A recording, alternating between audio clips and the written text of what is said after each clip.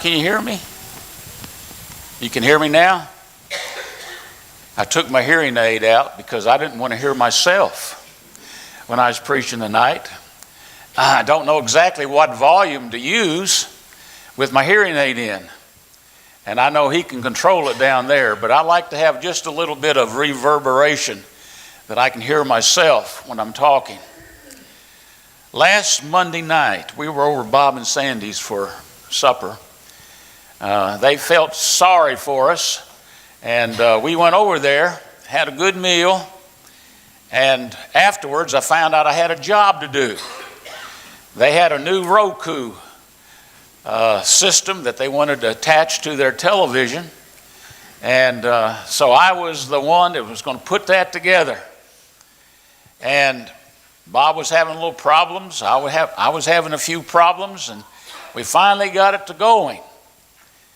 And then Bob turned to Sandy and said, "It's only going to cost us $49 a month."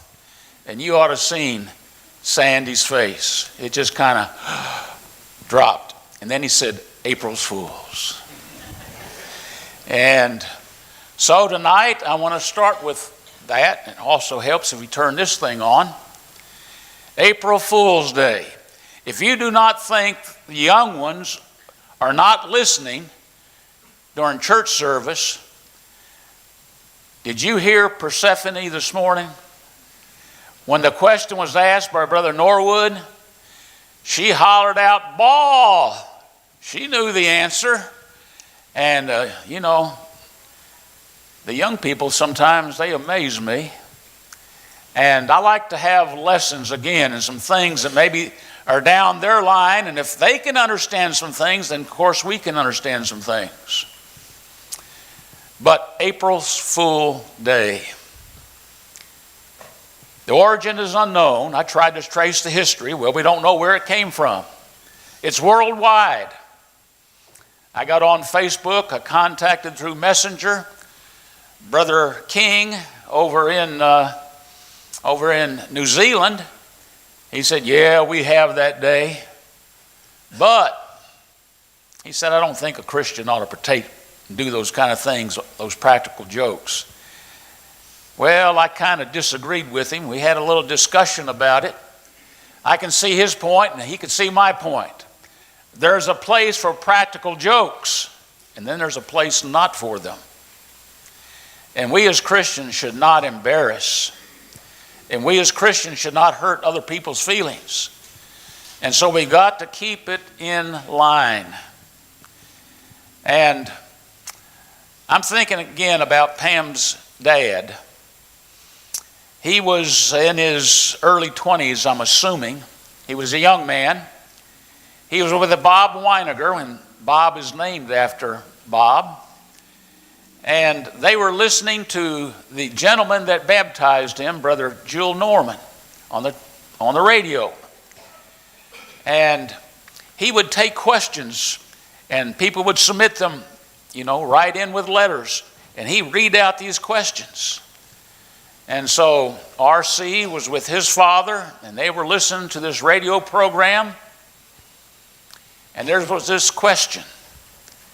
And I don't remember the question itself, but it was signed by Duffy Cream Puff. And R.C.'s dad, Bob's grandfather, knew that was a prank, knew that it wasn't right. He got mad and got angry and didn't realize that it was R.C. and Bob Weiniger that were behind it. I think it was a good Bible question. It was just the name was wrong. Well, we can fool others, and perhaps we've been fooled ourselves often. And this tradition takes in good humor by many. But I think it gives us a profound opportunity to think about the word fool and the word wise in the Bible. There are Bible fools, and we do not want to be a Bible fool. And so we have worldly folly as opposed to godly wisdom. I can't cover this in one lesson.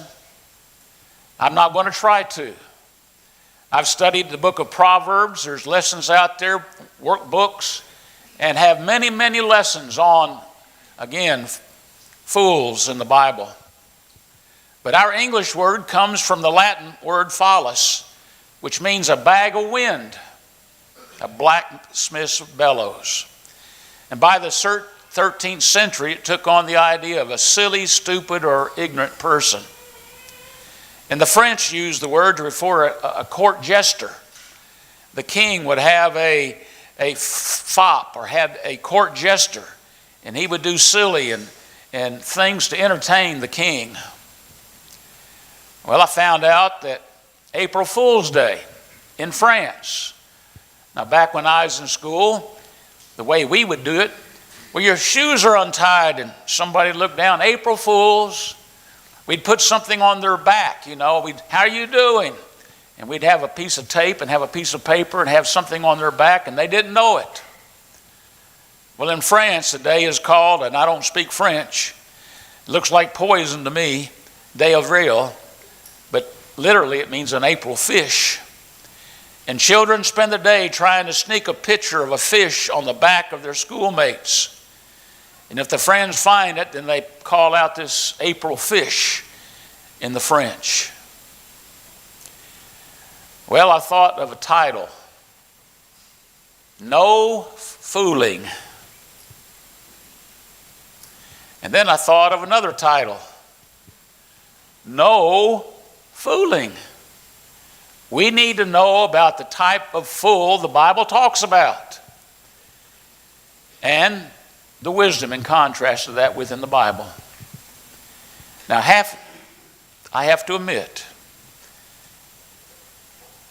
that I've been foolish many, many times.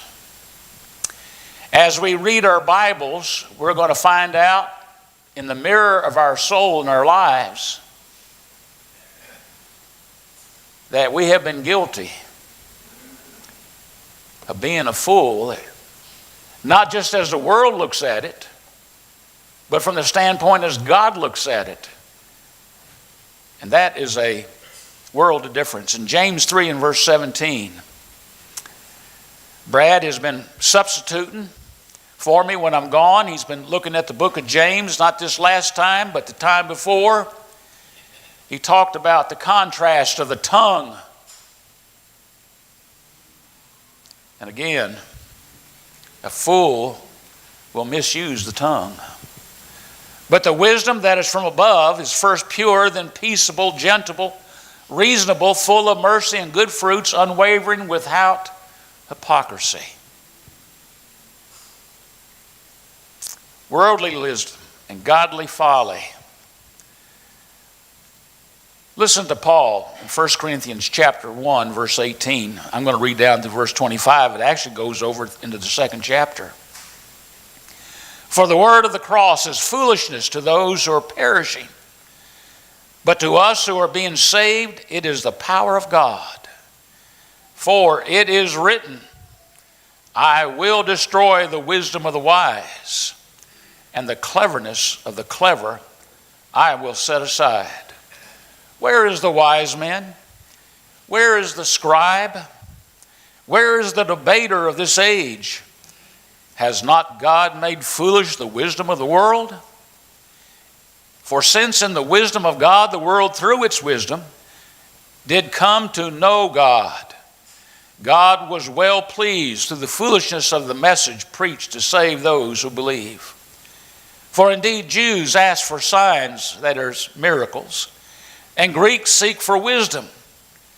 But we preach Christ crucified, to Jews a stumbling block, and to Gentiles foolishness. But to those who are the called, both Jews and Greeks, Christ, the power of God and the wisdom of God.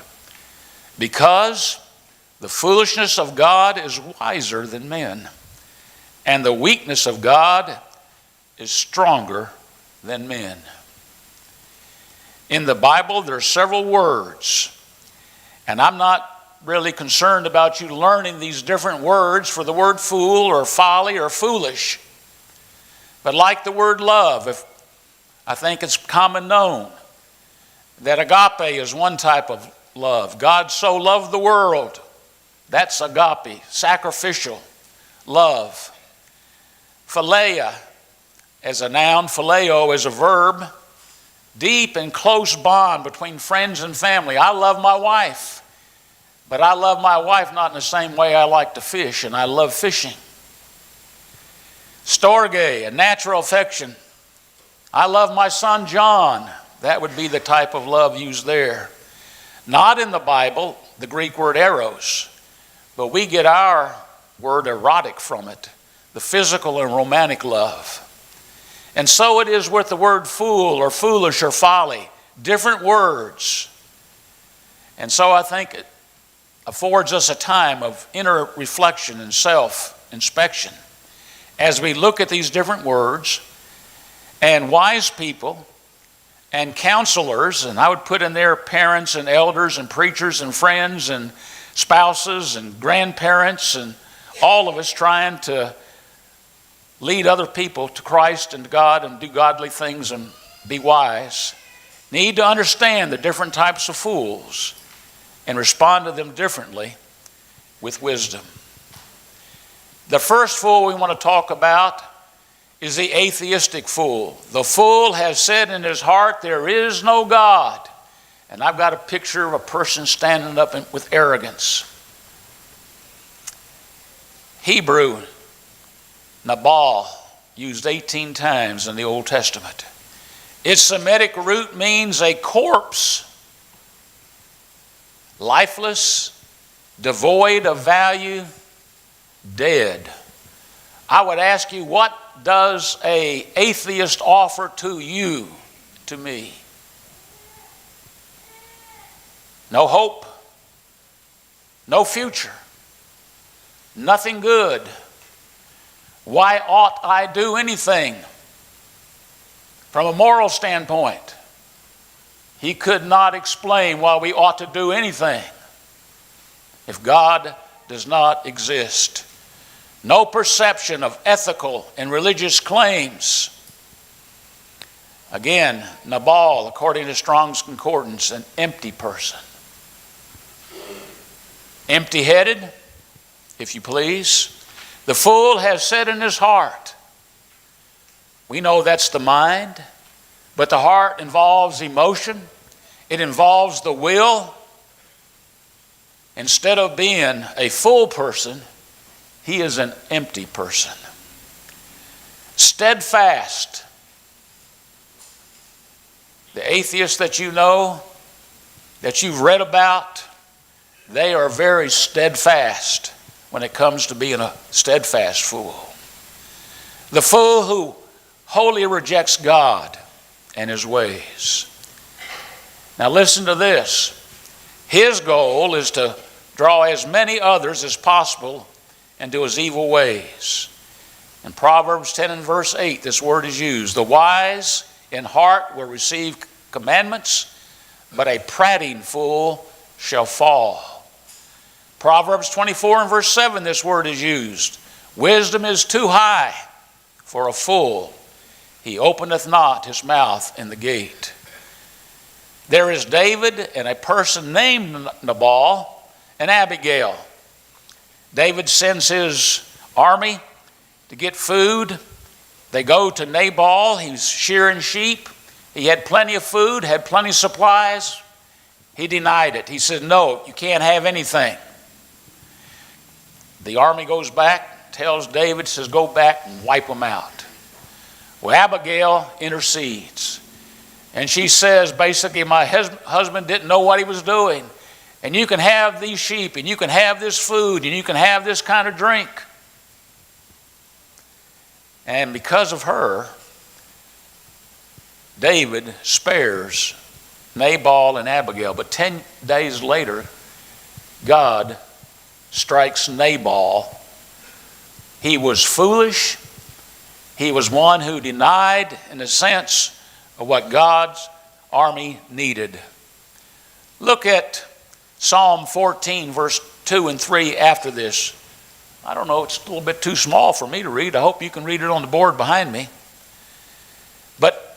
heaven's estimate and looking down upon the fool.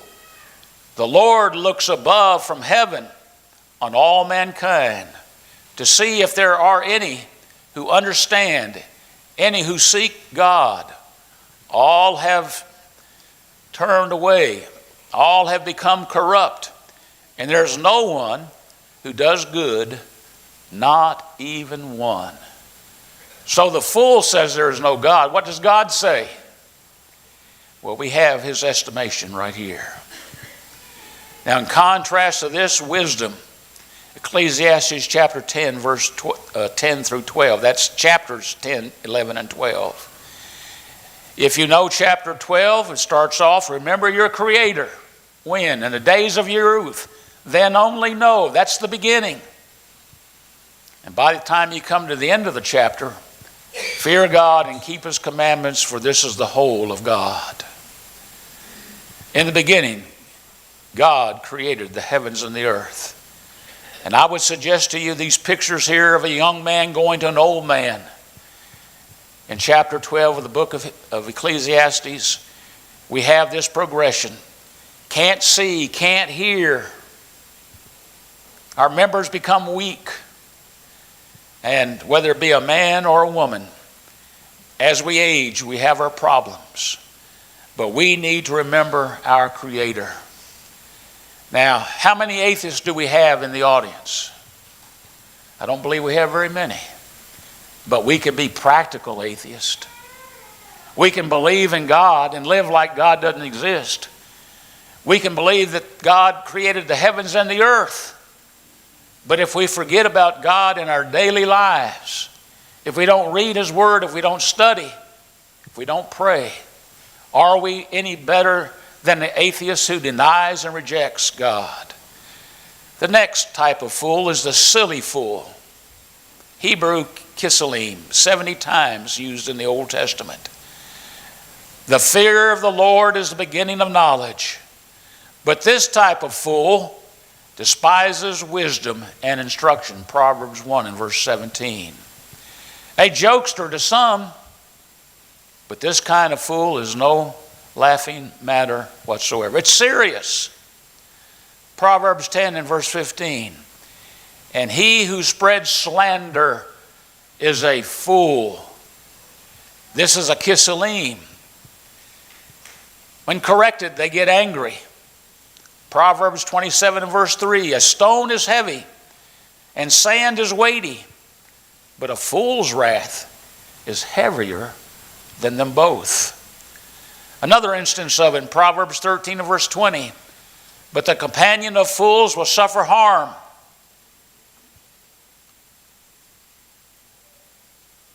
If I don't hurry up, we're not going to get to the end. So I'm going to skip some of it. See the end of the road. Walk with the wise and become wise. But a companion of fools suffers harm. Does not follow the crowd. And so we have another type of fool mentioned in Proverbs 27 and verse 22. Though you pound a fool in a mortar with a pestle, a round rock, and you take another smaller rock and you have the wheat in there and you grind it, yet the foolishness will not depart from this type of fool. Hebrew Elohim, 19 times used. Evil, downright mean. Its definition is to be perverse, wicked in every sense of the word. He is the sensual fool because his focus is on that which brings immediate pleasure. Moses was not this type of fool. He said no. And he became, in Hebrews chapter 10 and verse 25, he denied the pleasures of sin for a season, those momentary pleasures. His actions have eternal consequences as far as this evil fool. It's used in Proverbs 12 and verse 15. The way of a fool is right in his own eyes, but wise man is he who listens to counsel. Proverbs 15 and verse 5. A fool rejects his father's discipline, but he who regards reproof is sensible. Psalm 107, verse 17. Fools, because of their transgression and because of their iniquities, are afflicted. The evil fool is going to suffer the consequences. We're at the corner of wisdom and folly. The simple fool is also used. The prudent sees the danger and hides himself, but the simple go on and suffer for it. I want to turn over to the New Testament now. I'm going to stop that because if I keep on, we'll be here for an hour or two, and I don't believe you want to do that this evening. But we know the passage in Matthew 5 and verse 22. I don't use the word fool very often in my conversation. I do not want to call anybody a fool. And it's because of what's been said in Matthew 5, 21 and 22. Jesus said in the Sermon on the Mount, you have heard that its ancients were told, you shall not commit murder. And whosoever commits murder shall be liable to the court. But he says, I say to everyone who is angry with his brother shall be guilty before the court.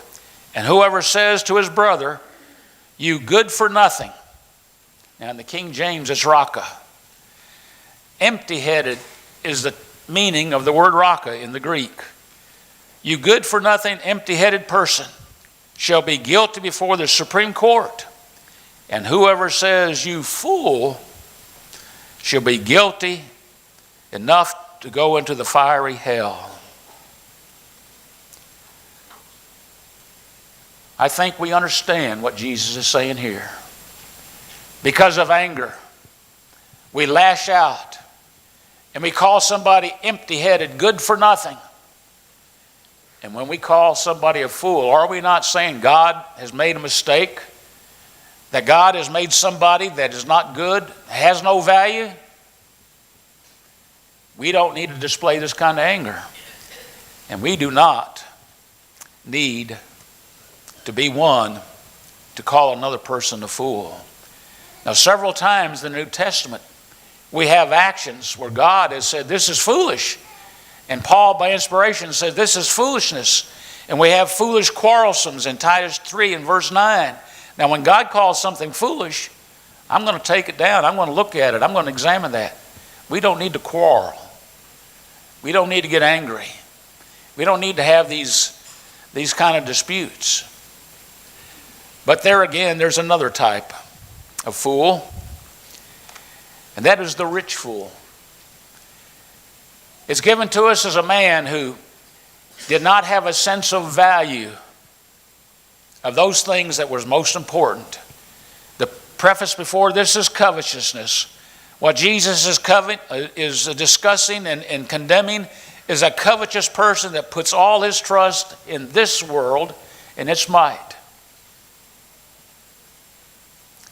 That is a materialistic fool that thinks only of here and now and does not think of the weightier matter of what is going to happen in the end. We can either lay up treasures on this earth or we can lay up treasures in heaven. But the final fool that I want to talk about this evening is the disobedient fool. Again, in the Sermon on the Mount, the last words, the invitation, if you please, that Jesus gave was about the foolish man that built his house upon the sand. And the storms, the rains, the wind beat upon that house. And it fell. And great was the fall of it. But there was a wise builder that built his house upon the rock. And the same storms came. The wind and the hail and the wind beat upon the house, and it didn't fall because it was built upon a rock. Now it's easy to see that story, that parable that Jesus gave. But the one he likened to a fool was the one who heard what he was saying and didn't do it. Now that is a disobedient, foolish individual. If we know what God says, if we know God's plan of salvation, if we know what God says how to get to heaven, and we walk another road, we get on that wide road that leads to hell instead of the narrow road that leads to heaven, what kind of person is that going to be? Let us be wise people in God's eyes. We don't need to give ourselves an A+ when it comes to being wise. If we follow what God says, we will be wise. And if we obey what God says, we will be amongst some of the wisest people in all the earth. I want to be judged in the end as faithful to God. That He will look down upon me and say, "Well done, thou good and faithful servant." Don't you? If you need to respond to heaven's call, won't you come as together we stand and as we sing?